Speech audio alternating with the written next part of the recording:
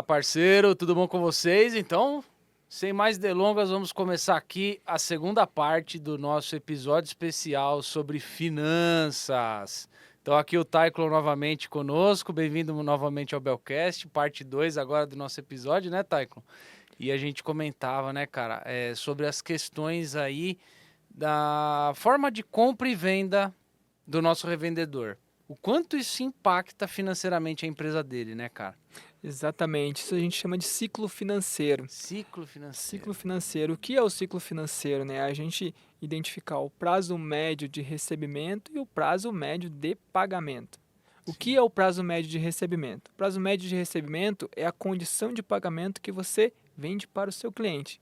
Ou seja, se você vendeu para o seu cliente em 3 vezes e de 30 em 30 dias, o teu prazo médio com esse cliente de 3 vezes, ele vai ser 45 dias. Metade. É uma média É mesmo. uma média, Literalmente exatamente. uma média. Exatamente. Então, quando a gente olha para esse cenário de quando eu vou pagar para o meu fornecedor, se eu compro ele em 3 vezes e eu estou recebendo em 3 vezes, qual o meu fator de risco? Eu tenho o fator de risco de inadimplência do meu cliente. Se o meu cliente não pagar e eu preciso desse dinheiro para pagar o meu fornecedor, A reação em cadeia, né, cara? exatamente. Reação em Porque, cadeia. e o porquê isso pode ser negativo? Se eu não pensei na famosa reserva de emergência. Então, Então, se eu estou preparado com a minha reserva de emergência, esse fator de risco eu consigo diminuir ele. Eu não consigo eliminar, mas eu consigo diminuir, porque a chance do meu cliente não pagar não vai impactar tanto no meu negócio se isso for controlado. Eu controlo a inadimplência, tenho uma reserva de emergência para em algum momento que o caixa ficar furado, vamos dizer assim, né, ficar negativo, para conseguir cumprir com os meus compromissos com o meu fornecedor. E como fazer isso, né? Registro de entrada e saída. A gente falou muito sobre o papel de pão, mas vamos profissionalizar isso. exatamente, pô. Vamos pôr Excelzinho pelo menos, né? Exatamente, tem meios para a gente poder, ferramentas para a gente conseguir fazer esses controles. E quais são essas ferramentas hoje disponíveis para a gente, né? A gente tem o famoso Excel, a planilha. A planilha ela tá disponível tanto no celular, que o celular, a maioria dos brasileiros tem, até mais de um de celular. É, verdade. Hoje tu consegue... Corporativo e pessoal, né? Tem muito disso aí, né, cara? Exatamente, então hoje tu consegue, o celular está acessível a todos, tu tem a planilha no próprio computador.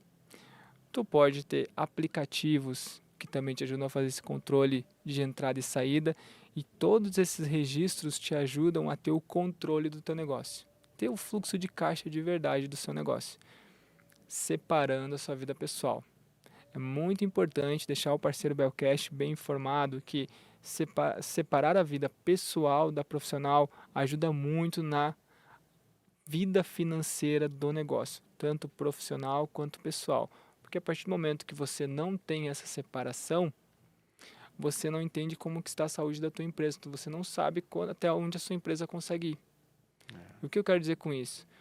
Vendeu um projeto, recebeu todo aquele valor, trouxe ele, já gastei com outra coisa, esqueci de comprar meu estoque. Como é que eu vou atender meu cliente? Putz, é nessa hora que o cara perde até um contrato de manutenção, né, cara? Numa Exatamente. dessa. É um grande contrato, ele acaba Perde o nível de perdendo. serviço, porque daí ele vai precisar recorrer e às vezes esse recurso não tem, porque ele não está com o nome limpo na praça. E isso é um fator muito importante, ter o controle do ciclo financeiro e a reserva de emergência, controlando todas as entradas e todas as saídas, colocar o fluxo de caixa. Mas falar de fluxo de caixa é muito complicado, Taiclon, eu não consigo, eu não tenho tempo para isso. Para uma vez na semana, se você não consegue fazer isso todo dia, para uma vez na semana e faça esse controle. É importante ter esse registro. Eu não tenho movimentação tão alta assim para fazer o controle uma vez na semana. Faça quinzenalmente, mas faça. A partir do momento que você pega a prática de fazer o controle o registro das entradas e das saídas do seu negócio, você vai colocando isso como um compromisso teu. Sim.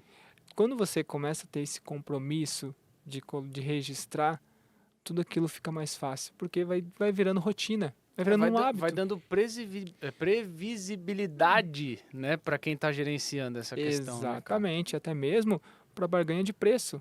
Quero fazer uma instalação em determinado, pegar o exemplo do condomínio novamente, quero fazer uma compra para instalar em determinado condomínio. Eu tenho previsibilidade de quanto eu vou receber e tenho previsibilidade de como que tá meu caixa para poder comprar e ganhar algum preço no meu fornecedor também. Porque isso Aham. também pode me ajudar. Porque daí o Sim. dinheiro que eu já tenho na minha reserva de emergência me dá um pouco mais de segurança para tomar alguma decisão. Então isso é muito importante para você trazer mais margem para o seu negócio. Cara, tem uma questão aí, eu queria voltar na questão da reserva de emergência. Perfeito, Porque vamos lá. isso é muito comum para pessoa física. E se eu tiver errado, você me corrige, que essa é a sua praia, não é a minha, né? Mas a pessoa física brasileira, ela tem o costume de fazer uma reserva de emergência através da poupança. Isso talvez venha mudando de uns 5, 10 anos, acho que uns 5 anos mais forte agora, com a questão de CDB, algumas coisas que não se falavam tanto antes e hoje você escuta falar mais, né? Ah, investe em CDB, principalmente os bancos digitais falam bastante sobre isso, né? Muito bem. E para as empresas, cara, quais são as possibilidades de reserva de emergência que o cara pode começar a fazer? Ele pode prever uma pequena parte da sua margem para uma reserva de emergência? Qual que é algumas dicas que você poderia dar para o PJ? E talvez também para o CPF ali depois. Perfeito, isso é muito legal. Como a gente está profissionalizando esse parceiro Belcash, vamos olhar para o seguinte cenário. A gente tem uma revenda que tem uma conta no banco digital, seja ela tem o laranjinha, tem o roxinho, tem É, N bancos aí, né? Não vamos dar nome aos não, bancos, até né? porque ninguém patrocina aqui, Exato. inclusive a Coca-Cola, gente. Poderia patrocinar o Belcast. Vamos conversar em breve. É isso aí. Quando a gente olha para esse cenário, o que a gente tem de possibilidade?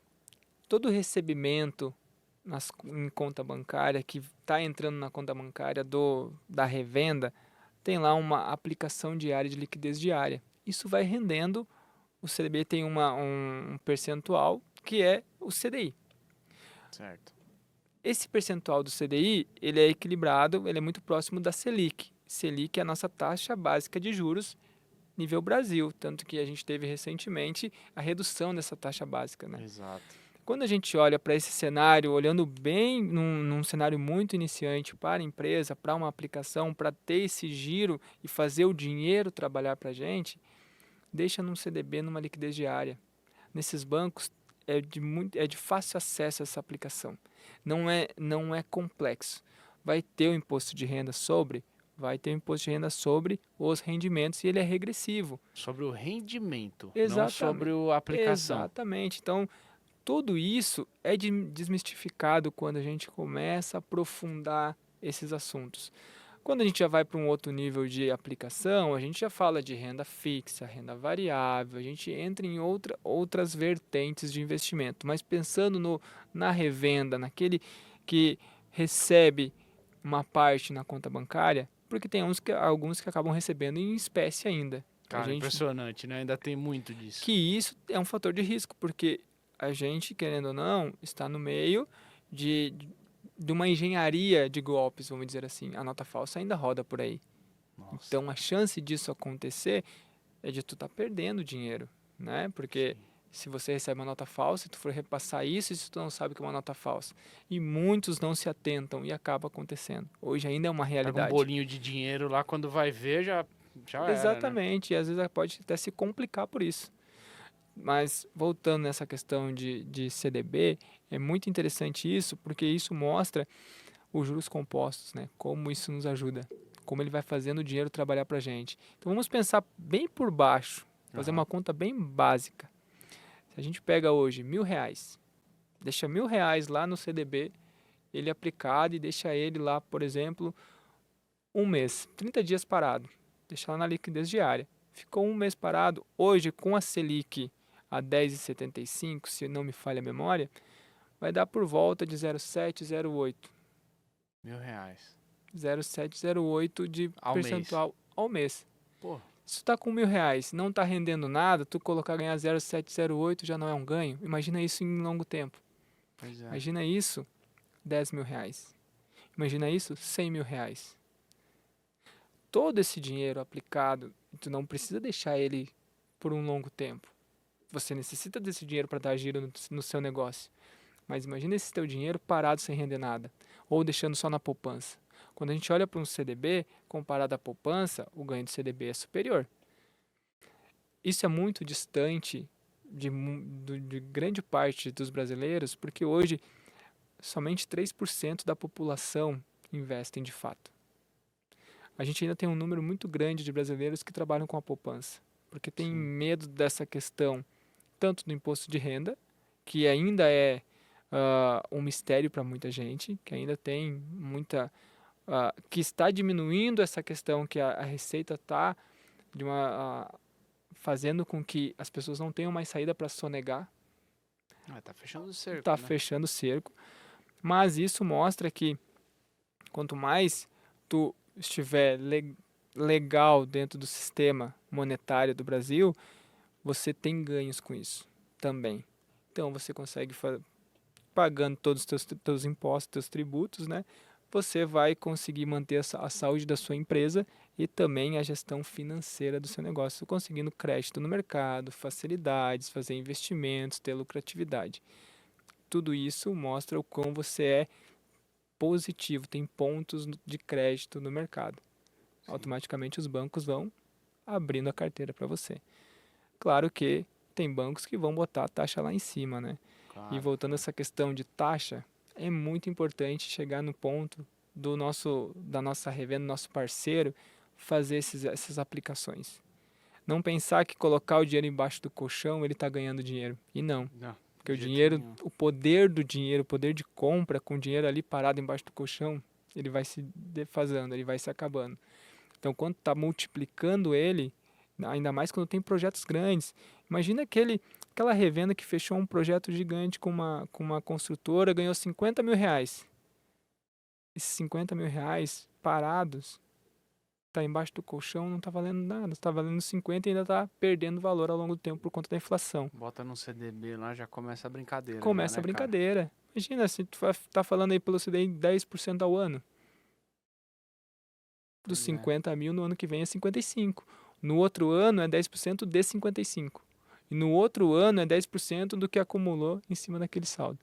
Então, essa matemática, essa mágica dos juros compostos fica muito interessante quando começa com uma reserva de emergência, começa a ter fôlego para chegar no ponto de trabalhar essas aplicações. Por isso que no balanço patrimonial tem uma conta chamada aplicações financeiras que fica lá em cima de caixas equivalentes.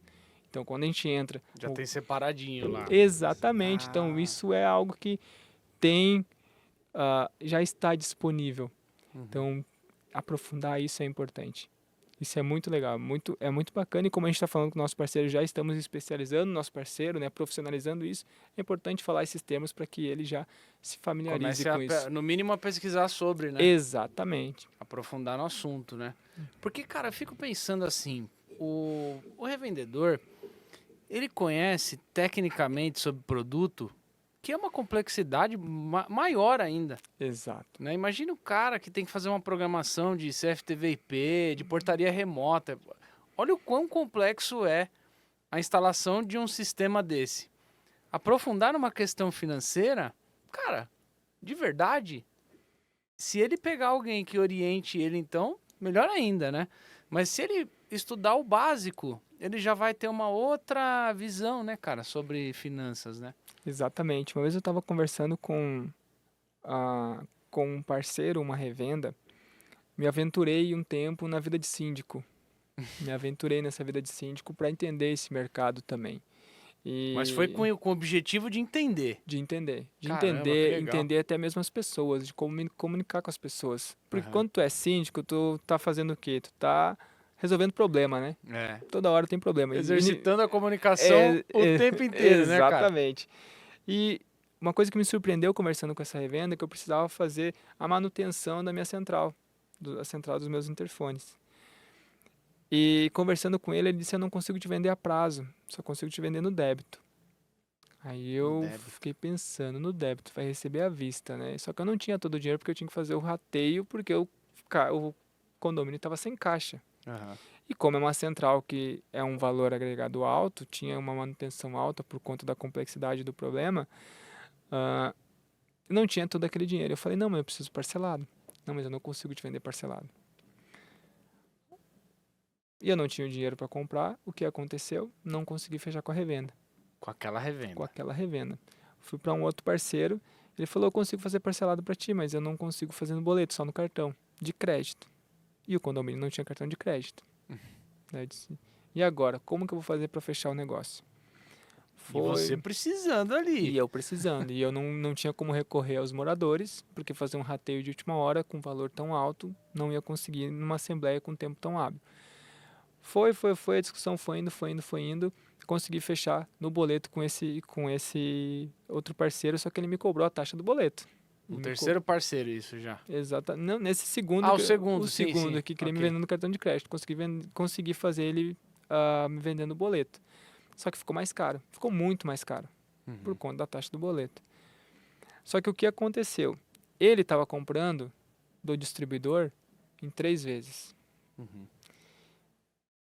E eu pedi para ele um parcelamento maior de 6 vezes. Ele disse, Taiklon, eu vou ficar no prejuízo, porque eu estou te cobrando só para cobrir os meus custos. Então, eu estou pagando em 3, estou te vendendo em 6. Aí, o que desenrolou nessa situação? Eu fidelizei ele. Que todos os serviços do condomínio ele foi prestando para mim. Então, o ciclo financeiro dele ao longo, como eu consegui fazer essa compra, eu consegui me programar para os próximos meses fazer um rateio e começar a alimentar o caixa.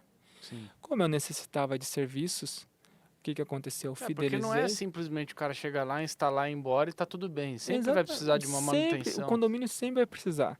E como síndico, tu conhece outros síndicos, tu conhece outras pessoas e essa comunicação acontece.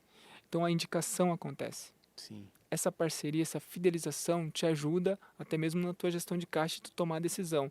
E o que eu quis dizer com tudo isso que eu falei? É que determinadas ações que você toma, pode ser que pareça que você está saindo no prejuízo, mas elas podem ser muito estratégicas para o seu negócio. Porque quando tu entra para um negócio e esse negócio que tu não está ganhando uma margem de primeiro momento, pode te gerar outros negócios, você está olhando para o teu caixa. Exatamente. Diretamente, porque você está planejando. Então, essas tomadas de decisões que podem afetar o caixa a curto prazo, podem te ajudar também a olhar para frente, porque você está entrando no mercado onde tem possibilidade, tem oportunidades para crescer. É uma receita que não está ali escrita, mas que pode vir, né? Exatamente, é planejar, é olhar para o negócio de fato. Então, por isso que eu digo que a gestão financeira não é só o ato de movimentar dinheiro. São ações funcionais de tu gerir o recurso. Mas qual é esse recurso? Eu dou um exemplo, uma analogia que eu faço muito comum, é como está o teu guarda-roupa. Como você organiza suas roupas em casa, no seu guarda-roupa? Por que eu falo do guarda-roupa? Porque lá no seu guarda-roupa, vamos dizer que nós estamos no verão. Se você coloca na prateleira as roupas de inverno, de primeiro momento, teu recurso do verão está lá em cima ou lá embaixo, como tu vai fazer para manusear?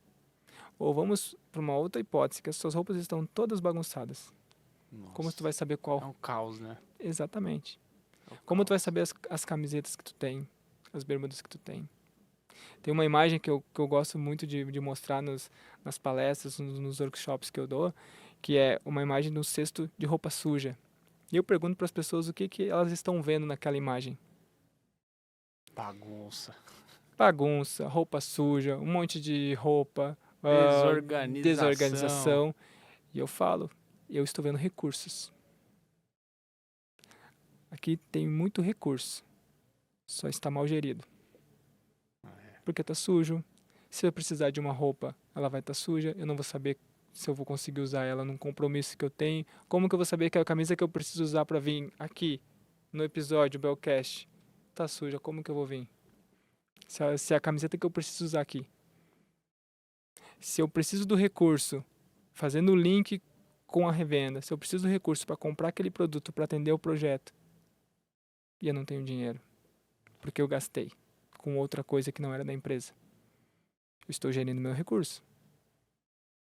Tudo isso a gente fala intrinsecamente em gestão financeira, planejamento. Para te ver que a educação financeira como um todo, ela vai além do sistema monetário. Isso é muito importante, porque a educação financeira, ela agora começou a ficar um pouco mais evidente nas escolas, mas ela Sim. precisa vir lá da raiz. Pô, cara, E um aprendizado, para o nosso parceiro Belcast, tem um vídeo do Cortella nas palestras do Mário Cortella, que ele fala assim, sabe qual é a primeira palavra que o filho, a criança aprende a falar? Não é papai e não é mamãe, é não. Aprenda a falar não. Porque ao longo da vida a gente vai esquecendo de falar não e vai desaprendendo a falar o não. E o falar o não, tu está falando de gestão financeira, porque em algum momento tu vai ter que dizer não para aquilo que você quer fazer. E vai ter que falar sim para o que tem que ser feito. E o que tem que ser feito é gerir a tua empresa, olhar para o teu caixa, tomar decisão. Porque toda decisão errada vai te levar para um outro caminho da sua empresa, um prazo de validade. Como manter a saúde da empresa? Então, quando a gente olha para a educação financeira nesse contexto, levando lá na raiz, a gente começa a trabalhar os nãos da vida através da educação financeira. Planejamento. Porque o planejar é eu, em algum momento, dizer assim, eu não posso fazer determinada coisa porque eu não tenho recurso. Se eu fizer isso, vai faltar aqui. é pensar realmente, É né? pensar. Com profundidade, Exatamente. né, o assunto, né? É muito importante toda essa reflexão quando a gente fala de educação financeira. Porque quando a gente entra nesse assunto de dinheiro, porque linka muito a educação financeira com dinheiro. Quando Sim. entra com dinheiro, vai falar sobre dinheiro com as pessoas ficam assim, opa, como assim? Por que quer saber quanto que eu ganho? É verdade, cara. As pessoas ainda têm elas ainda veem vamos dizer assim, é uma imensidão, uma distância muito grande de entender que é além do dinheiro. A educação financeira é muito além disso. A educação financeira faz com que você consiga gerir os seus recursos de uma maneira que você consiga dar longevidade, a sustentabilidade, ao crescimento tanto pessoal quanto profissional. É olhar para os recursos que você tem e trabalhar eles da melhor maneira. E isso, a mágica disso tudo é quando você consegue fazer as aplicações financeiras trabalhar para você. Cara, fantástico, fantástico. E eu acho super importante essa questão da educação financeira na base. Porque hoje, cara, o que acontece no Brasil, talvez em alguns lugares isso esteja mudando, né?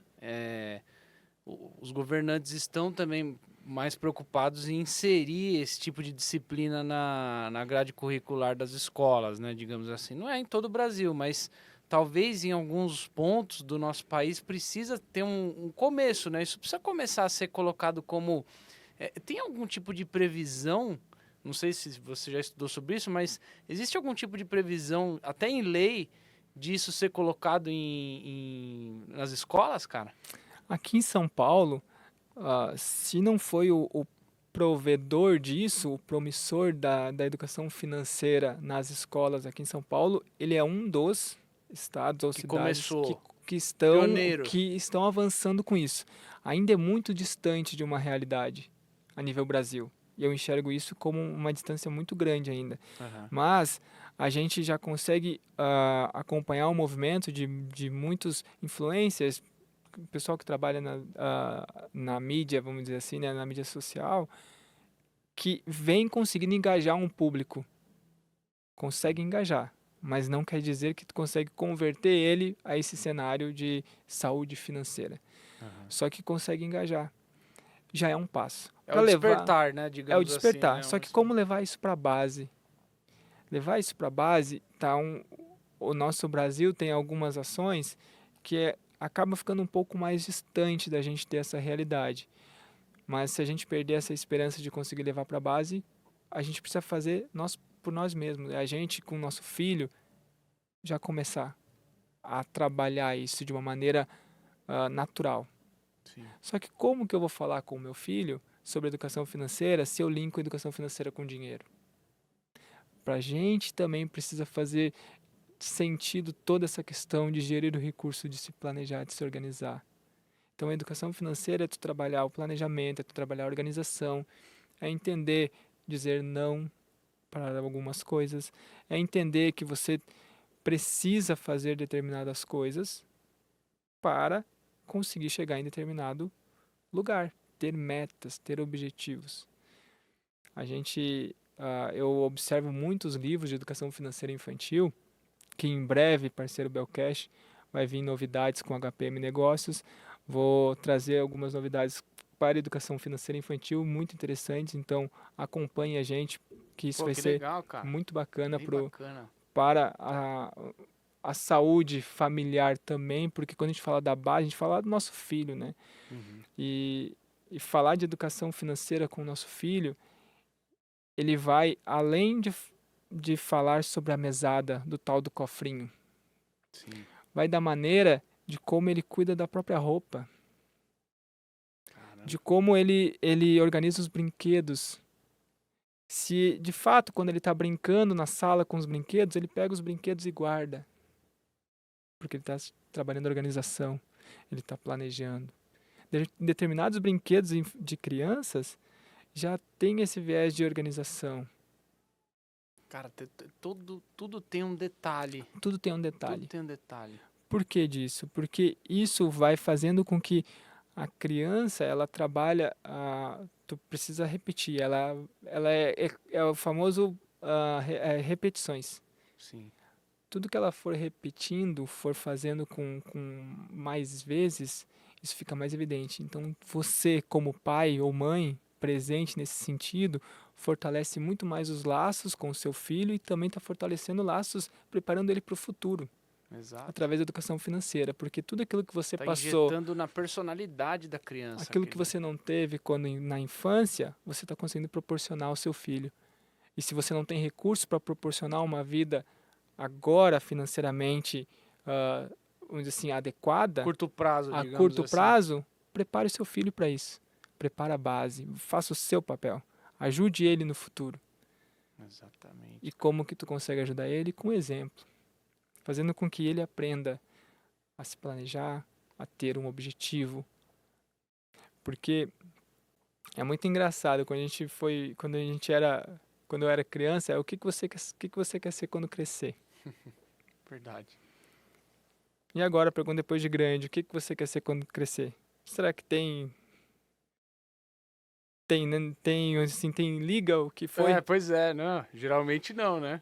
Geralmente não. Exatamente. Por quê? Porque lá atrás, Falta de planejamento. falta de planejamento, ou até mesmo os exemplos que eu tive lá atrás me direcionaram para tomar essa decisão de dizer o que eu queria ser, sem de fato eu ter planejado.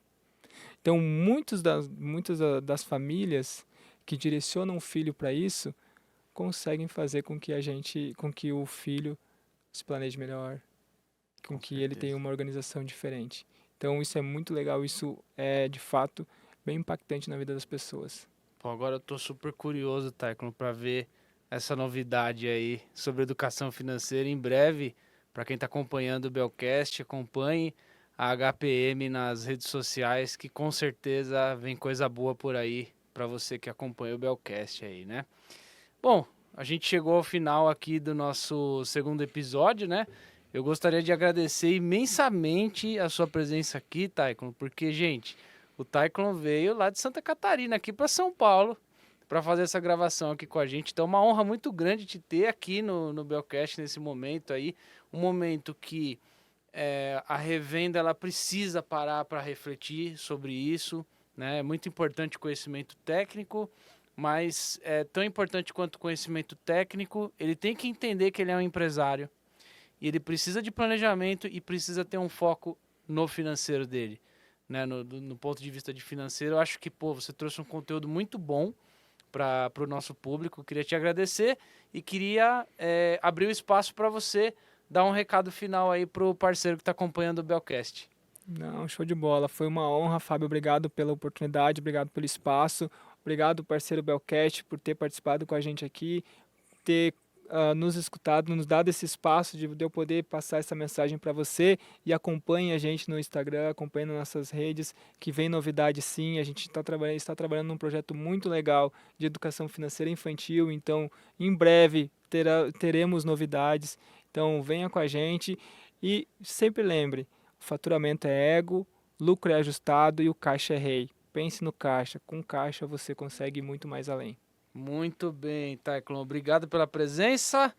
Bom, parceiro, para você que está no YouTube, se inscreva no canal, ative as notificações e o Belcast está também no Spotify. Hashtag vem pra Belfone. Valeu, parceiro. Até a próxima.